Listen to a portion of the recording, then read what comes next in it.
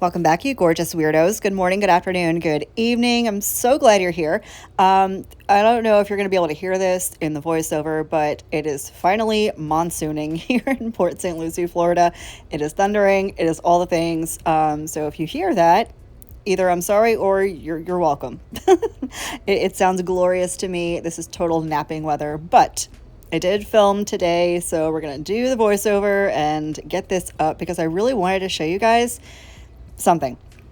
So today's video is going to be a little bit different. I'm just slapping on my peel off base coat in case you were curious. I use this under all of my manicures because I am a content creator and I have to cycle through manicures very quickly. I don't like soaking off in acetone.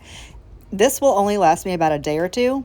So if you want your manicure to last longer than that, don't bother with peel off base coat.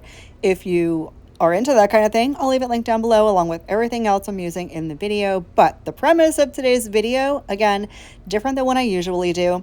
I'm gonna pretty much slap this base on a little recklessly, which goes against everything in my brain that I want to do. But I really wanted to show you how you can take a lumpy, bumpy, uneven dip manicure and file it to as close to perfection as possible. So that's what we're going to get into today. Real quick, just as an aside, I figured I would leave this in because I mean, maybe you guys need this.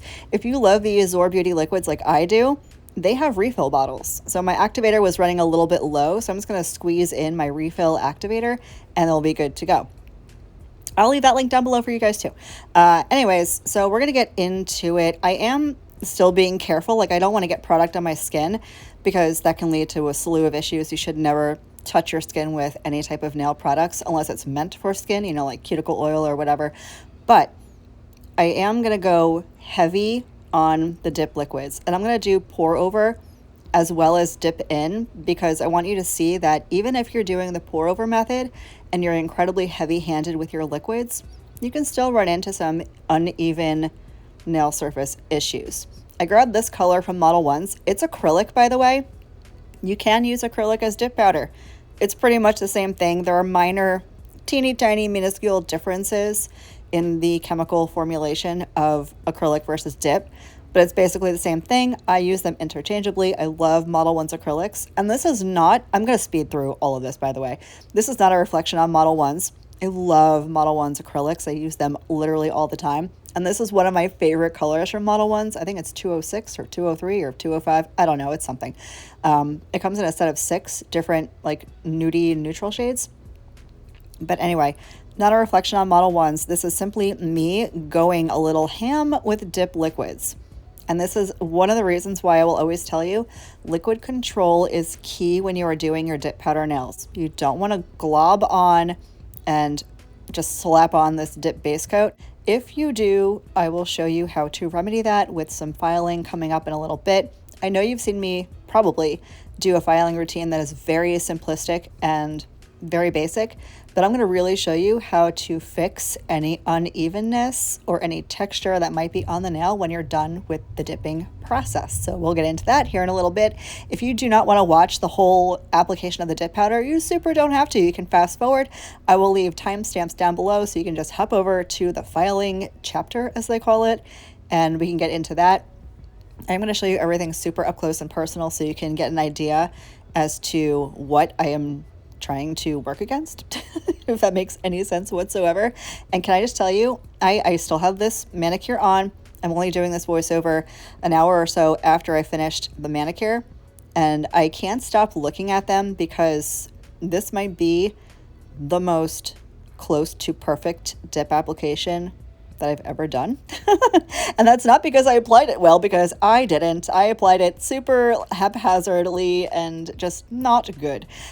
So it was really the filing that fixed everything. So this, I think, is going to be super helpful for beginners, especially if you don't know how to use liquid control, or if you're using your non-dominant hand to do your dominant hand, because that could be kind of complicated too. If you need a video on tips and tricks on how I do my non-dominant hand, I'll leave that up in the eye.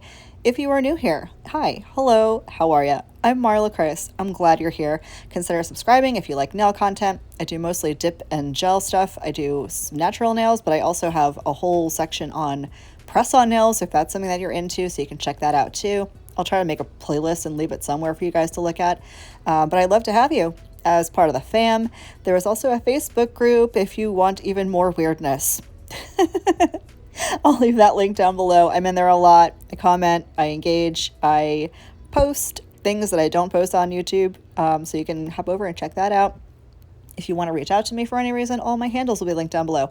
I'm on Facebook, as I mentioned, Instagram, TikTok. I even have an email address. So if you're not on social media, but you still want to reach out, you can always shoot me an email, whatever you're most comfy with. So that being said, we're going to move on. I've already started doing dip number 2. I am using the pour over method for the first 2 dips. And then for the third coat, I'm going to just dip my finger right into the powder. You know what I'm talking about. Because I don't know. I just felt like it. I haven't dipped my finger into a dip powder in a while because I usually do pour over method, but I think I just got tired of pouring over after my second coat, and I'm like, I'm just going to dip into this. You don't have to do 3 coats of dip, by the way. If you are content with the way your color pigment payoff is looking after 2 dips, you can go ahead and cap your nails and clear if you want to do that. I didn't because I don't know. I just didn't feel like it. That's another point, I guess. You're going to see towards the end of the video after I'm done filing, even though I did a little bit of filing and debulking, the color is not weird. It is not patchy. It is not anything. The color looks perfect. So even though you're filing, you may not ruin your color as long as you're filing super gently, but we'll get into that when we get into that. So I'm going to finish this up super quick. I'm going to throw my third coat on, which again, we will speed through. But if you want to just hang out and watch it, feel free to hang out and watch it. I'm going to come back. We're going to activate and get into this filing stuff.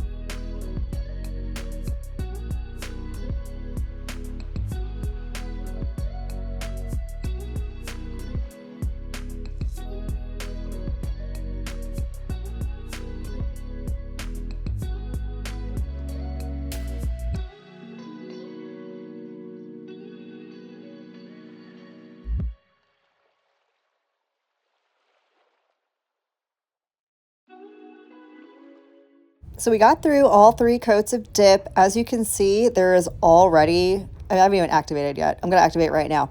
But there's definitely some lumpy, bumpy weirdness happening on all of the nails. I think the thumbnail is probably the worst, and I will show you that nail. I'll show you 2 in like real time. One will be a talk through. One will be just you can watch in silence, because I know some people get distracted by my yapping. I totally get it. I distract myself with my own yapping. So I'm going to let the activator sit and do its thing. The activator from Azure Beauty works pretty quickly. I usually give it 2 or 3 minutes and they're good to go. Definitely make sure 100% that your nails are activated and hardened before you start filing. The last thing you want to do is start filing chunks of stuff off of your nails. So here are the files that I like to use for this type of thing. I'll use the skinny mini nail file for the cuticle line. Jump scare, sorry about that. Just wanted you to see all the things. So the skinny one I use for my cuticle line, and then the 150 grit, this guy right here, I'm going to use to kind of smooth everything out. But this is a new file, so I'm going to go ahead and season it. What this means is I'm taking an older file and I'm just dulling out the edges of the file so I don't cut myself. If you know, you know. So I'm just going to go ahead and get that seasoned up real quick, and then we're going to start with the cuticle line. I always start with the perimeter of my nail first. Totally personal preference. You can do this any way you want to do this. But I like to take a cuticle pusher. I'm going to push my skin back a little bit, and that will give me a little bit of room to get my skinny nail file in between my skin and the dip powder, so I can really round out and perfect my cuticle line. So I'm going to go ahead and get my little file in that little bitty crevice, and I'm just going to start smoothing and rounding everything out. Once I have my cuticle line situated, I'll go down the perimeter, sidewalls, and free edge of the nail and just smooth everything out. And then we're going to really start putting some work in. One of the key points that I really want you to take away from this is stop frequently and check to see how things are going, because it's really easy, especially with dip powder, being that it's such a thin overlay, it's really easy to overfile super duper quickly. I like to use a 150 grit file. I find that works best for me. If you find you're taking off too much product, you'll want to switch to a higher grit file. The higher the grit, the finer the file. So if you're using a 150 and you're taking off too much product, switch to a 180. Make sense? So here we go with the work. I'm going to really focus this along the sides of the nail, the cuticle line, and the free edge. And then I'm going to kind of smooth everything out. But what I want you to know is that I am not applying any pressure. No pressure whatsoever. I'm just letting that file glide along the surface of the nail in the areas that I need to smooth out. That's it. And I'm going to continue doing this slowly, a little at a time, not focusing in one area for too long, because again, it's super easy to overfile these. I'm also going to take this opportunity to debulk anything that might be a little thicker than I would like near that cuticle area. As some of you may know, thickness around that cuticle area and around your sidewalls can lead to lifting of your dip powder overlay. So getting the sidewalls and the cuticle area nice and flush to your nail can help prevent against lifting. As you can see, I am dusting off the dust and debris every so often just to see where I'm at, and then I'll continue in the spots that need a little extra smoothing out. So we're going to check in, see how things are going. It is looking pretty good. I think I have a little more work to do around that cuticle line. So I'm going to finish up the filing, and then when I'm happy with the smoothness of that nail, I'm going to grab my buffing block and just refine, take out any of those file lines, make everything super duper smooth for top coat. So I'm going to finish up this nail. I'm going to let you watch me do my thumbnail in silence, because that one is pretty satisfying if I do say so myself. That thumbnail was in rough shape, man. So I'm going to finish up the thumbnail. I'll do the rest of my nails off camera because the filing did take me a little bit of time. I'm going to buff everything out nice and smooth. I'm going to come back and show you what everything is looking like. We'll get into top coat and you'll see how good this mani actually turned out.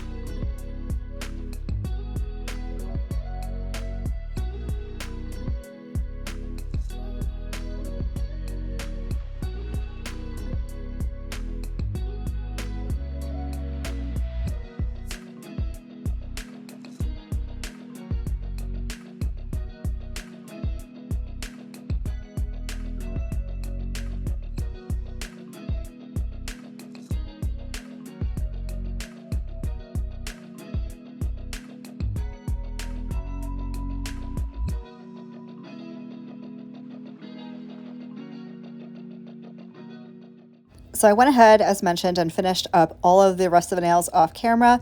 I think these are looking pretty darn good for the mess they were in. So here is now the extreme close-up. Way better, right? So I'm going to clean off my workstation a little bit in preparation for top coat. At this point, it's totally safe for you to get up and wash your hands to remove any of that filing dust. I'm going to just grab my scrubby manicure brush and a little bit of rubbing alcohol and cleanse my nails off that way, because if you know, you know. If you've been around for a minute, you know exactly where I'm going with this. If I get up to wash my hands, I'm going to wind up cleaning my bathroom. So I'm just going to sit here and do the thing and the stuff. So I'm going to let that alcohol evaporate, and then we can get into top coat. Now, I am going to use my Hema-free gel top from Model 1s just because I've been really loving it lately, but you can use any kind of top coat you want. If you want to use your dip top coat, you totally can. You want to use nail polish top coat, you can totally do that too. This is the one I'm going to use. I will leave the video up in the eye of my review on the Model 1's new Hema-free formula. It is chef's kiss, so good. I'm going to go ahead and get my top coat on. I'm going to let you guys watch me apply my top coat. I'm going to give everything a bake in my potato lamp. This is my favorite gel lamp, by the way. I have had this lamp on my nail desk for over 2 years, which doesn't seem like a whole lot of time, but I do a lot of manicures, as do my daughters. There are 3 of us in this house that do nails constantly. So this nail lamp has been through some stuff, and it has never failed me. So if you're looking for a good gel nail lamp, I love this one. It is definitely my holy grail nail lamp. It'll be linked down below. I am going to cap my free edge because I really don't want these to pop off. They're going to, because peel off base coat. But I really love the way these came out, and I wanted to keep them on forever. So I'm going to go ahead and cap my free edge and then finish up the top coat, give it a full bake, and then you'll see the finished look.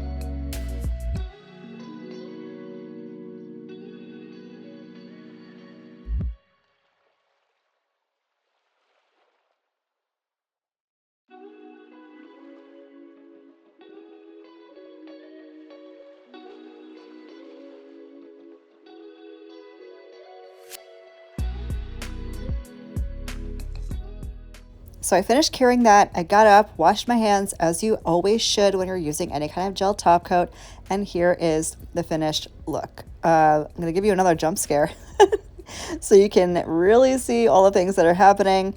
I'm going to go ahead and get on some cuticle oil and finish everything up. I am literally obsessed. I was not expecting this to come out this good. I know that I could file and make things look better, but it literally looks like my application was perfect. I can't believe that these came out the way they did. I love them. I love them. I love them. I hope this video is helpful for some of you. If you made it to the end of this video, I super appreciate you. Go ahead and leave any kind of heart emoji down in the comments section so I know who's hanging out the entire time on my content.